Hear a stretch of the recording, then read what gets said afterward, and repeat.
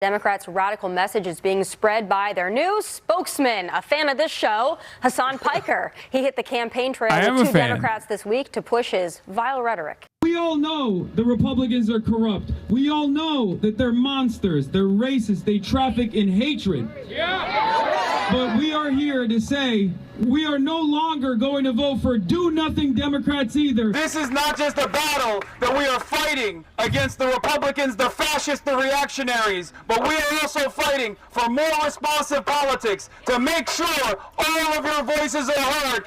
And he's not the only one spreading these anti-American messages online. So dangerous. You have no idea how much money you would make if you switched up and became a Fox News host. I do know. Okay. Of course I know that. I have full knowledge of this. I could also be making more money right now without even switching up what I'm doing. I could run ads, for example. I could take corporate sponsorships, for example. It's not that people aren't coming over to give me money. And you know, I'm desperate for it. I choose not to work with most of the sponsors that come through. We need socialism because reforming capitalism isn't a solution. It's a band-aid. Have you ever wondered what America would look like if it wasn't run by oligarchs and capitalists and worked for everybody?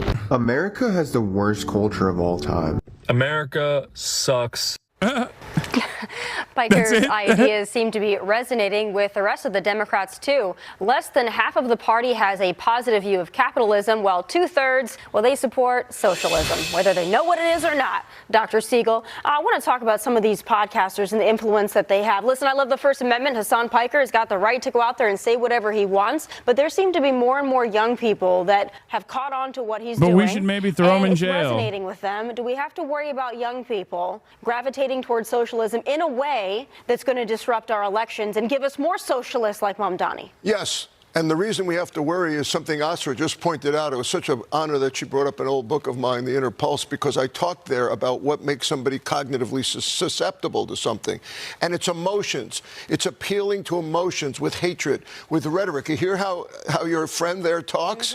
How Piker talks? He's appealing to non-rational thought. There's a reason why I choose very carefully who I work with, okay? And I make sure that any sponsorship I get is a good fit, and I choose not to work with most. I choose not to work with most sponsors. You'd make a few mils, but your community would be dust. To be honest, first of all, look at Van Jones. Look at Van Jones. He got $100 million from Jeff Bezos. If money is all I cared about, I wouldn't even need to go all the way to the right. I could just be a pro-Israel,